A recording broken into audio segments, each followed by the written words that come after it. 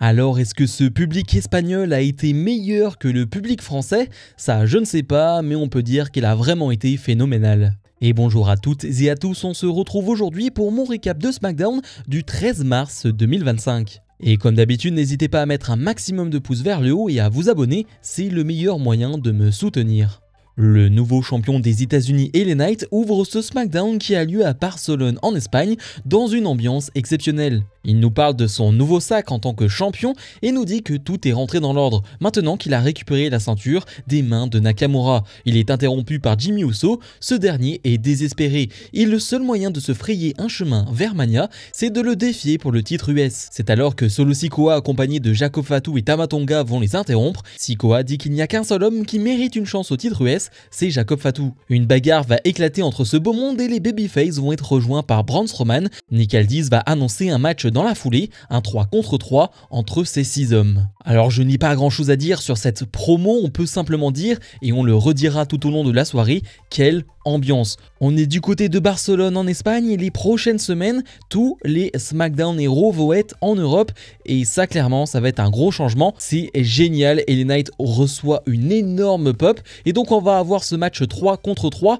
En soi, je n'ai pas grand chose à dire sur ce match, c'est un match assez classique dans une belle ambiance. Oui, je vais dire ça à chaque fois, je suis désolé, mais bon, on le dit quand c'est mauvais, donc quand c'est bien, quand il y a une bonne ambiance, eh bien on le répète aussi assez souvent. C'est un match qui va durer une dizaine de minutes et ça va se terminer avec simplement le hot tag de Braun Strowman qui fait la différence. Et oui, c'est lui tout simplement qui fait la différence quasiment tout seul, qui va donner la victoire à son équipe, sauf qu'après le match, énorme brawl, chacun va partir de son côté, sauf que Jacob Fatu, il n'en a pas terminé, il va s'en prendre violemment à Braun Strowman avec 3 moonsaults et puis ensuite va passer à travers la barricade en s'en prenant à Braun Strowman. Alors on peut le dire, c'était pas du joli, parce que si on regarde bien ce spot là, eh bien Jacob Fatu loupe réellement Braun Strowman. Alors oui, dans le geste et dans l'intensité c'est vraiment cool, si on est un peu plus précis, le geste est raté. Oui, le spot est un peu raté, mais sinon on a un Jacob Fatu encore bien énervé et donc on se dirige encore vers un Jacob Fatu face à Braun Strowman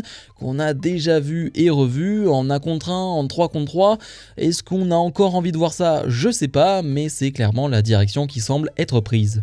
Après un léger récap de ce qui s'est passé entre Naomi et Jade Cargill, des images d'une interview de Jade Cargill réalisée par Cathy Kelly plus tôt dans la journée sont diffusées. Elle se sent bien psychologiquement après ce qu'elle a infligé à Naomi à Elimination Chamber. Elle sait que c'est Naomi qui l'a attaquée, car après avoir été attaquée mais avant de fermer les yeux, elle a eu le temps de voir Naomi s'enfuir. Désormais, elle ne saura plus faire confiance à personne. Elle se sent trahie. L'interview va être interrompue par Liv Morgan et Raquel Rodriguez qui vont la provoquer et finalement, la semaine prochaine, on aura un match entre Jade Cargill et Liv Morgan lors de SmackDown.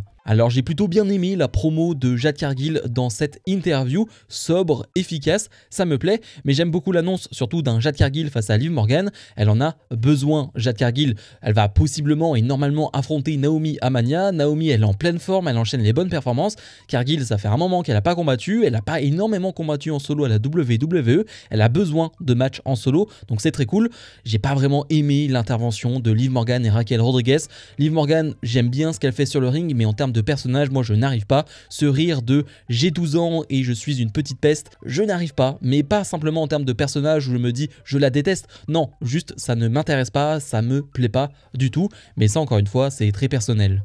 Charlotte Flair fait face à B-Fab dans un combat de 8 minutes, c'était très bof. Et je parlais de personnes qui avaient besoin de combattre, c'est totalement le cas de Charlotte Flair. Certes, elle a gagné le Rumble, mais depuis, elle n'a pas fait grand chose et elle a besoin de combattre avant son gros match à Mania face à Tiffany Stratton. Parce que oui, on connaît Charlotte Flair, mais c'est quand même toujours mieux de pouvoir combattre auparavant et d'avoir quelques répétitions. Donc oui, ce match était important entre guillemets, mais il était quand même pas dingue. On peut dire ce qu'on veut de B-Fab, oui, il y a quelques problèmes d'approximation, tu sens qu'elle a besoin d'être guidée sur le ring, donc c'est pas évident du tout. J'aime beaucoup l'attitude de Charlotte Flair, c'est tout ce que je retiendrai de ce combat. Elle est parfaite avec le public, elle va même leur faire un doigt d'honneur lorsque le public va chanter Tiffy Time, donc elle est vraiment excellente. Elle va remporter ce match et continuer sa soumission après le combat. Tiffany Stratton va arriver, énorme brawl ou presque, énorme brawl sur le papier parce qu'encore une fois toute la sécurité va intervenir. On n'en peut plus d'ailleurs parce que chaque semaine à chaque show on a une brawl avec la sécurité qui intervient. revient. Sur le papier, une brawl c'est cool, mais le truc c'est que quand on voit chaque semaine, à chaque show, ça devient lassant. Et vu qu'on a déjà vu des grosses brawls hyper intéressantes avec énormément d'intensité, eh bien t'as de la comparaison. Eh bien là cette brawl elle était pas dingue du tout. Je parlais d'approximation, là il y en a vraiment. Lorsque Tiffany Stratton attend que Charlotte Flair lui saute dessus quand elle est sur la table des commentateurs, c'est un poil gênant. Et puis même ça manquait un peu d'intensité, même si c'était bien mieux dans la deuxième partie. Et ce qui en est suivi après, lorsque Miz était déjà sur le ring, avec la brawl qui a continué, une Tiffany Stratton qui va monter au-dessus du stage, c'était vraiment très cool. Cette Swanton Bomb, rien à dire. Ça pour le coup, j'ai pas tout apprécié dans cette brawl, mais ça c'était cool. Au moins ce segment a le mérite d'être meilleur que tous les autres segments entre Stratton et Charlotte Flair. Maintenant, j'en attends un peu mieux pour les prochaines semaines. Miz est sur le ring pour son Miz TV et il a pour invité Cody Rhodes. Mais Miz va couper Cody Rhodes dans son entrée, alors Cody Rhodes va directement s'en prendre à lui avec un crossroad. Cody va prendre le micro et dire qu'il ne veut parler à personne d'autre que John Cena et il lui donne rendez-vous lundi soir à Raw à Bruxelles en Belgique. Alors c'était rapide et efficace et j'ai envie de dire tant mieux, Cody Rhodes n'a plus grand chose à dire. La seule chose qu'on attend, c'est le segment avec John Cena. Alors Cody Rhodes, il est à Raw, à SmackDown, donc ça devient compliqué de raconter des choses pertinentes quand John Cena, lui, n'est pas là de l'autre côté. Donc ouais, on va attendre cette promo à Raw. Là, on peut simplement dire que Cody Rhodes a reçu un accueil phénoménal et je pense que ce sera le cas aussi ce lundi à Raw en Belgique et dans les prochaines semaines. Ça, c'est quand même rassurant de voir que Cody Rhodes, eh bien oui, certes, il est face à John Cena, mais celui qui se fait huer, celui qui se fait insulter, c'est bien John Cena. Damien Priest fait face à Shinsuke Nakamura dans un combat de 8 minutes et je n'ai rien à dire sur ce combat, c'était pas bon et en fait je n'ai pas envie d'aller plus loin et j'ai pas envie d'en parler pendant des minutes et des minutes, ça fait des mois et des mois que je le dis. Shinsuke Nakamura, je n'en peux plus, il est totalement cramé sur le ring, donc je n'ai pas forcément envie de tirer sur l'ambulance, c'est un match de plus qui le prouve et je ne vais pas aller plus loin. On va retenir surtout l'après-match, la grosse attaque de McIntyre qui en veut à Damien Priest et oui, ce match aura bien lieu à Mania, on le sent vraiment venir.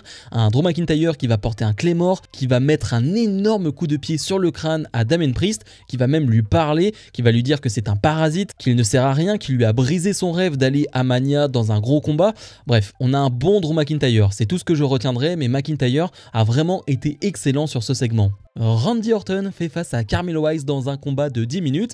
Je parlais de match important, et bien c'est le cas aussi pour Randy Orton qui n'a pas combattu en solo depuis un long moment et là je crois que c'est son premier combat à SmackDown en solo depuis mai 2024. Donc oui, ça commence à remonter. Un Randy Orton qui va avoir une accueil de roi, une accueil totalement mérité pour cette légende.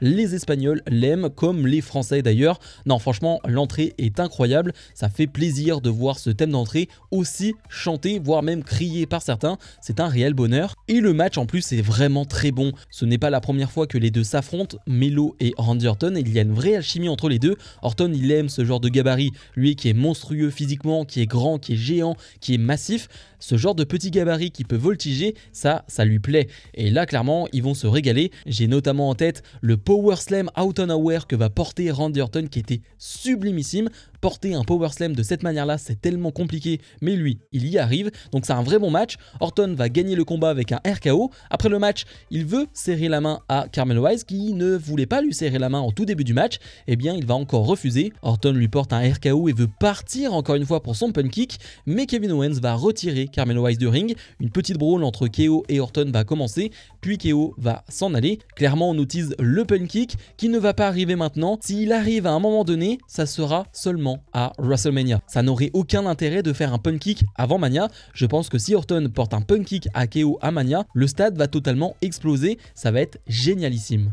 Le champion du monde poids lourd Gunther est sur le ring. Il se devait d'être présent pour la tournée européenne de la WWE en tant qu'Autrichien et surtout en tant que meilleur catcheur européen de tous les temps. Mais il regrette de ne pas être plutôt à Madrid. Il va maintenant accueillir le meilleur catcheur d'Espagne afin de montrer que cette considération n'a aucune importance et c'est Axiom, superstar de NXT, qui va monter sur le ring. Et Gunther va donc faire face à Axiom, la superstar de NXT, la moitié des champions par équipe de NXT, qui est un fantastique catcheur et qui est donc espagnol. Et oui, c'est Axiom, mais de base c'est A-Kid qui est incroyable. Vraiment, son équipe avec Nathan Fraser, elle est exceptionnelle, mais lui, c'est un superbe catcheur en solo. On va donc avoir un match de 8 minutes entre les deux et le match est génial. génial. Et sur les dernières semaines, on est ravis, on est content parce qu'on voit Gunther combattre. On l'a vu face à Otis, on l'a vu face à Akira Tozawa, on le voit combattre face à des catcheurs dans des matchs de 5-10 minutes, mais peu importe la durée. On sait que Gunther, peu importe l'adversaire, peu importe la durée des matchs, il va te faire quelque chose de grand. Et là, tu lui donnes Axiom dans une ambiance exceptionnelle parce que tout le public est derrière Axiom, donc c'est vraiment génial. Eh bien, il te fait une superbe performance. Donc ouais, c'est tout simplement comme ça qu'on aurait aimé que Gunther soit booké sur les derniers mois.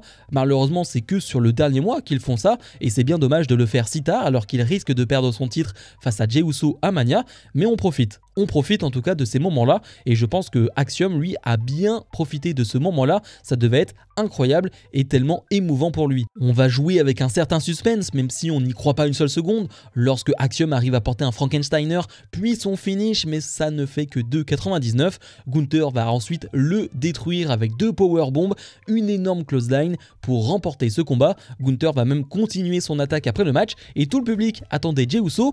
Eh bien non, personne. On a vu sur les dernières semaines un Gunther qui s'en prenait à des adversaires et Jey Uso qui venait faire le save.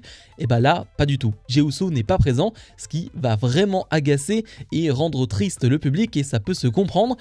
Pour une fois, Jey Uso n'intervient pas alors que le public espagnol n'attendait que ça. C'est particulier, mais en vrai, ça ne me manque pas. On s'est plaint quand même plusieurs fois que ce segment était un peu trop répétitif. Là, au moins, ils ne l'ont pas répété. Paul Heyman est sur le ring, c'est le Roman Reigns Day, car WWE 2K25 sort aujourd'hui et Reigns est en cover de ce jeu. Il veut nous parler de son ami le Best in the World CM Punk. Ce n'est pas le jour de Punk et c'est encore moins le jour de Seth Rollins. Paul Heyman termine sa promo en disant que la semaine prochaine, Roman Reigns sera présent à SmackDown, un SmackDown qui aura lieu à Bologne, en Italie. Alors concrètement, la promo n'a servi à rien, mais littéralement à rien, donc je ne vais pas faire 1000 ans sur cette promo, c'est même un peu dérangeant, parce que t'as quand même Paul Heyman qui est sur le ring pour te dire non mais la superstar que vous attendez, même si on savait très bien que Roman Reigns n'allait pas être présent, eh bien il sera là la semaine prochaine. Je trouve que c'est toujours un move très bizarre de faire ça, de dire non cette superstar n'est pas là mais il sera là la semaine prochaine. Ça peut marcher pour des heels, mais Roman Reigns c'est pas vraiment un heel, c'est pas vraiment un babyface, il est un peu entre les deux. Bref, j'ai trouvé ça très bizarre et c'était une vraie perte de temps. Alors que d'habitude Paul Heyman est parfait, il a toujours des choses à dire, là il n'avait rien à dire et ça m'a beaucoup gêné. Et dans le main event, DIY défendent leur titre de champion par équipe face au Street Profit dans un combat de 12 minutes. Déjà, on est ravis de voir ce match en main event parce que vu les affiches que tu as eues lors de ce SmackDown, tu as quand même eu des gros noms, et bien tu pouvais te dire que ce match ne serait pas en main event. Et bien si, un match de championnat est en main event et moi j'aime ce genre de choix là, un public qui, on va le dire, était beaucoup moins bouillant lors de ce match ou en tout cas a mis plus de temps à s'investir dans le combat. Je pense aussi que la promo de Paul Heyman a refroidi beaucoup de monde et aussi, on doit le dire, ce show dure 3 heures et qu'est-ce que c'est long. J'ai regardé ce show en direct, qu'est-ce que c'est long. Même si ça commence à 20h heure française, c'est tellement long. Bref, pour en revenir à ce match, il est excellent, je n'ai rien à dire là-dessus. C'est un superbe combat par équipe, les deux équipes s'entendent très bien, il y a une magnifique alchimie entre les 4 superstars. J'ai particulièrement aimé les Street Profits lors de ce match, j'ai quelques prises en tête, notamment la tentative d'un 450 splash de Montez Ford.